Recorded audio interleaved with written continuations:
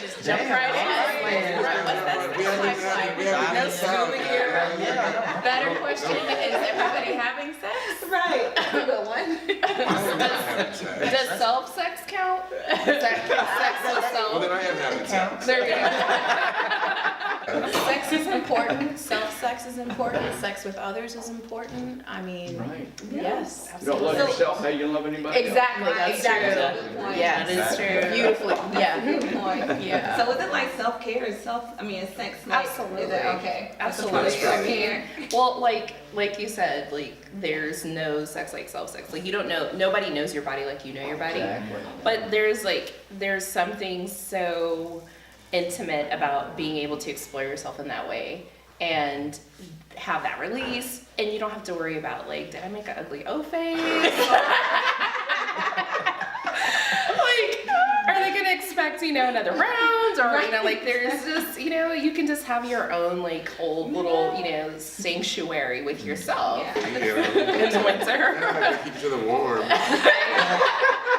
Which kind of brings, where do you classify sex? I mean, is it the actual ending of it, the climax? Being sexually intimate with somebody doesn't necessarily mean you have sex with somebody, does it? That's true. That is true. I think the build is really nice. Like I love the part of the psychological engagement, and the emotional, the emotional commitment, the intimacy, sharing, like that intimacy piece, like where you get to like create that knowing between you and your partner or partners, and like build, like there's that anticipatory build that happens, and I love that part. I think that's like one of the best parts of sex. Yeah.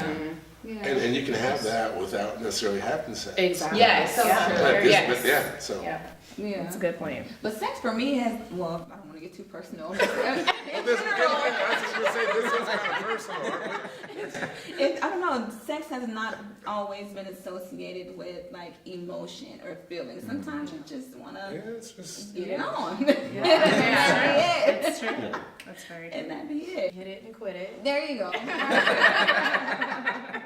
Pop culture. Pop culture I knew I reference. was learning something today. Hit it and quit it. I mean, slam bam, thank you, sir. Slam bam, thank you, sir. I appreciate you. You're wonderful. I'm gonna go to sleep now. And you gotta There's go. the door. Yeah. Do you mind making me a sandwich on your way out? Yeah. Turn the Oh, coffee that on. sounds great. Turn the coffee on. It's interesting. You don't hear women say that so much. true. It's from a Right. from a masculine perspective, like the understood piece of that is like men are more like that, but women are like that too, and it's not anything. It's not anything personal. It's just be like, I appreciate you and thank you. Yeah. But men take it the wrong way. It's just as, when men try to do that exact same thing, they're like, dang, I just got thrown away like that. and men do it to women all the time, and then say, don't make a big deal about it. Yeah. I'm like, Yeah. come But on. women they're getting to the point where, in my opinion, they don't want full-time relationships. Some of them don't. I hate to use like blanket approaches or absolutes or anything like that, but women have gotten accustomed to some of those like part-time relationships where they don't have to necessarily take in another child. I think it's because I think it comes from a place of one, like we as women have often been responsible for having to carry the load, right? We do the emotional labor. We do a lot of the, pursuit after they feel like they've got us. There's a lot of work on our part, that goes into sustaining a relationship. And you get tired. You get tired, especially when I think the statistic is something like 87% of women having sex with men are not sexually satisfied. You've been Like, studying this. Oh, I read. Okay, I'm such a nerd. I don't know if that's the exact number, but it's very high. It's very, very high, right? Like, so people that are having sex with men, generally, particularly women that are having sex with men, are generally not sexually satisfied. They're not achieving orgasm on a regular basis. A lot of women don't even know how to have an orgasm. Yeah. Like, so, and there's like 4 different kinds of orgasm that a woman can experience. Only 4? Well, that I know of. There could be more. There could be more. I don't know. Yeah, I'm gonna But hear I that. know you're the doctor. Let's get the 4 out of the way. then we can keep going. But I mean, so it makes sense to me, you know, that a lot of women are saying, I'm good with just, you know, the, you know, part-time, you know, physical piece of the relationship. Wait, so what are the four? Let's get back. Wait, so there's the clitoral, there's the Yeah. G-spot, there's the vaginal, and then there's one that's like it has nothing to do with genital area. So I'm not a scientist nor a doctor. Well, so, there's a fifth you know. one that goes all the way to the left big toe, I've been told. I'm not a female, so I don't know. Interesting. The left big- Interesting. That's according to The left women. big I'm gonna write that down. Is that like That big toe. is that Ayurvedic Maybe it's or because she's reflexology? left-handed, I don't know. Clever. Like, Love it. you know, that really comes from the self-exploration and really getting in touch with your body. And I think men can, I wouldn't see why men wouldn't be able to explore that space themselves. You know, just like somebody said earlier, about nobody knows me like I know me. But then it's you communicating that across the board and saying, I like this. And sometimes, you know, with a partner, you know, being able to communicate that in such a way that they don't shut down and stop doing what they're doing. And I've even done my own research, you know, just personally looking at, I'm like, okay, how can I communicate this when I have a partner that is not very vocal inside or outside of the bedroom, and not shut him down or make him feel emasculated, but still being able for both of us to achieve, you know, a really good experience. When I do personal training, I tell people I'm trying to help them express themselves. Very similar to Bruce Lee. I love Bruce Lee. And I notice this with women, it's very hard for them getting started in physical training because they don't know their bodies. And that's often with marginalized people, we are taught not to really embrace our bodies. And it gets to the point that it does spread into the sexual realm. Because, I mean, if you don't know your body, it's going to spread into other realms regardless. That's true. And with men, they are taught to know their bodies even when they don't know their bodies. I go into gyms all the time and men are lifting horribly. It is so sad. And the thing is, it's me, even myself, I'm like, I'm not that big of a guy, so when I try to correct them, you can already see them shutting down. And it's to the point that they have a sense of pride that I know my body, and since I know my body, I know your body. Therefore, we don't need to have a discussion. You know, I'm getting mine, you should be getting yours. If you're not, there's something wrong with you. So very fixed view. And it's very fixed, which goes into religion. Religion is very male-dominated, even though a lot of religion is very survived by women. Especially, I mean, within the black church, black women are pretty much keeping the black church alive.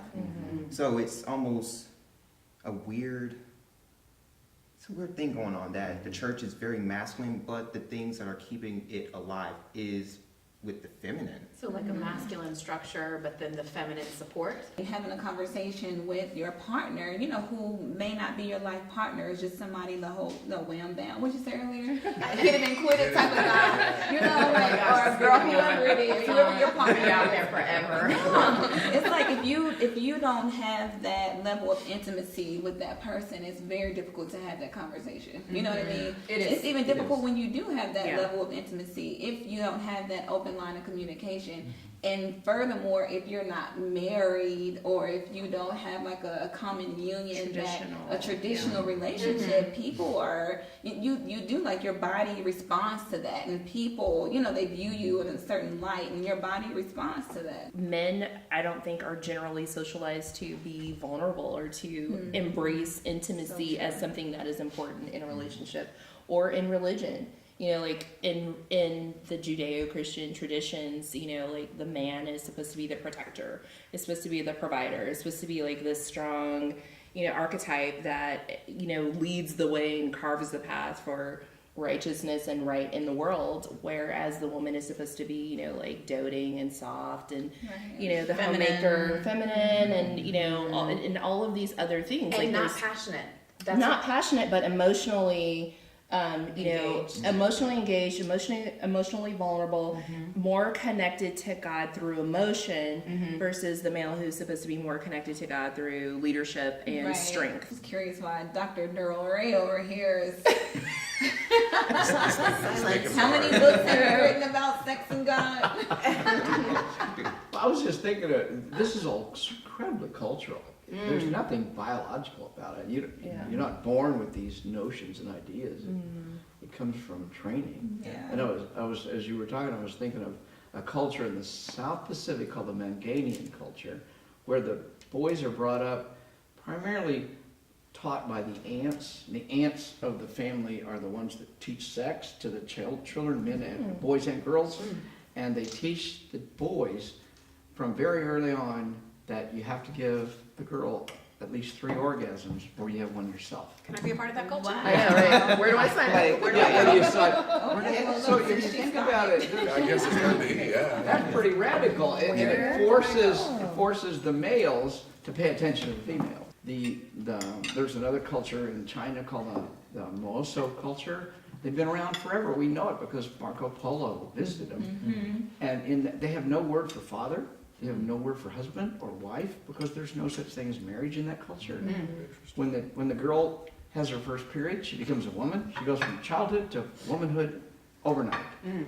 And then she gets an exit door to the compound, and she can invite any man she wants into her room. But the rule is, and it's a hard and fast rule, the guy has to be out before breakfast. And if you ask her, who is the father of your children, she'd laugh at you. I don't know what that means. Because the uncles are the fathers. The uncles are the ones that raise the boys and girls. It's really an amazing, and these cultures have been around for thousands of years. But once Islam or Christianity or Buddhism or Hinduism took over, you don't hear about this anymore. With religion specifically, my mother was constantly looking for something inside of religion, and she would move. God help me if she watches this. It's fine. But she would move from religion to religion, seeking something, seeking some kind of alignment, some kind of external thing to align with her internal values, and would move. And this is what I was speaking to earlier, things that she would say to me as a young lady, growing up, and then, stepping into my full sexuality, and, about morality and putting that morality piece in it. And I'm like, but Mom, exactly what, Gigi was saying. I'd be like, but Mom, these are my experiences of, when I was growing up, like how you would choose partners or how you would talk about men. And you could, I recognized as a young lady, like we'll say 13 or 14, I recognized that there was something going on with her. I just couldn't pinpoint it. And the woman that I am today recognizes that she wasn't in harmony with her religion and the environment that she was brought up to believe in. And then something internally going on, like those weren't reconciled. There wasn't an alignment there at all. No. And so now that's influenced me, and that has actually been my experience. So now that's caused me to constantly seek, constantly question. So now I don't come from a space of, following religious practices. I'm very deeply spiritual, and I have, spiritual practices that I do. I meditate and I burn incense and I read and I, that me time, and then holistically adding in that, like that sexuality piece is just a big part of it. Because I'm in a creative art, that I fully express myself, and that is like a visual representation. People can see, and I'm a dancer, so people can see when I'm on the dance floor, they're like, you're so passionate and you're so connected, and it's about like full self-expression. Right. And that translates over into, behind closed doors. So. Yeah. Wow. I know for me, like, it was very difficult. I know I'm not going to get too technical here, but I am no longer religiously affiliated. However, I grew up Baptist, and sex just was not a part of the conversation at all whatsoever. You did not have the permission to have any personal boundaries over your body. It was a lot that was connected with religion and sexuality and the hypocrisy, behind it was just so much associated with that it still stings me today. Of course it impacts you and it shapes you today. And so one thing that I've kind of like gathered from religion just in general is just the hypocrisy behind it. You know, when it comes to sexuality and sexual liberation, it's a lot of hypocrisy behind it. I mean, if you look at the Catholic Church, you know what I mean, and what they do to, you know, young boys, and if you look at the Black Church and how a lot of children are silenced because, you know, their uncle was saved, you know what I mean, or because, you know, he's a pastor and you don't want to tarnish his reputation. You know, it's a lot of that, like, in the church, and so that really shapes, you know, your relationship with sex. Yeah. It does, but it's also, there's also kind of going deeper. There's like this thread of admonishment that happens from very early on. Like you, I grew up, you know, Baptist and then switched over to Pentecostal, I guess, under, you know, when I was still living at home. And there's this, you know, this expectation that, you know, like you said, there's no personal boundaries around your body. Your body belongs to God, or first it belongs to your father, right? You know, because he governs the household if there's a father present. And if there's no father present, then it's the pastor, right? Which is super weird to me. And there's kind of this oppressiveness that happens if you are a woman or girl in the religious sphere, right? You don't own your body, and your virginity, your whatever that means, you know, your so-called gift to your husband is to have sex with him for the first time, to be the only man that has had sex. But he could have gotten You had sex right? with him. Wait. That's not fair. Where was that one? Yeah. But through that whole, you know, from childhood till you get married, you belong to a man. First of all, you're the property of a man. Then secondly, you are to submit to this man. But you haven't been educated. You don't have any. There's no pleasure that is associated with leading up to marriage, and then all of a sudden you're supposed to just enjoy sex with your husband. When, you know, socially or religiously, it is not acceptable for you to even think about sex. You know? Yeah, and Right. I think at least, you know, when I think about my mother and my grandmother, you know, I was raised Catholic, it was about having babies. You know, it was, you know, this was, I remember my mom, you know, going on birth control and how that really tore her apart. You know, because her role, the matriarchal role in the family, was to their children. Yeah. So how Even do you as everybody else was on birth control too. Exactly. Other Catholics. Sure. Well, you know, the rhythm method and bingo, they like to gamble. And drink. And drink. Don't forget the wine. So there's like, I think, you know, there's a shame that comes from having a female body if you are associated with religion, because, you know, you're not supposed to masturbate, you're not supposed to explore your body, you're not supposed to find pleasure in thinking about sex, you're not supposed to go and, you know, read sexual, you know, oriented literature, books, or talk to your friends about sex. You know, even talking about the biological pieces that go along with growing up, puberty, you know. Right. I remember the conversation with my mom when I started, you know, my cycle. I called her from school. I was in 6th grade. I was 12 years old. And she immediately came and picked me up. We got in the car. She went and got me ice cream. And the first thing she said to me was, "Now you need to stay away from boys." Oh, And I had no idea why. Like, I didn't know why. I didn't know what that meant. And so there's just kind of this burden as a girl, as a woman, you know, with religious overtones, you know, or religious affiliation, that you don't get to enjoy your body. You don't. There's a shame. Yeah. So then, you know, you have to unpack that. If you ever separate yourself from the church, you know, really have to unpack what that means. If you do get into a loving sexual relationship, you know, like. And I think within religion and maybe in society as a whole is that when women tend to speak out or start embracing their bodies, there's a certain level of accountability that has to happen. Which, I mean, as we see now with the Me Too movement and things like that, when women start owning their bodies, men have to be more accountable. Yes. Yeah. You know, So true. if that doesn't happen, then we don't have to be accountable for our actions. Thus, you know, sexual assaults, rapes. But even in, you know, consensual sex, I'm not, you know, held to make sure that you orgasm. Right. That's true. So when women start owning their bodies, then men start feeling the pressure. Oh crap! Even in religion, it's like, oh crap, we do have to speak on matters about women, Right. even when they're also are within the church. And I think that's maybe the main deal, that we don't want to be held responsible for any of this. Yeah.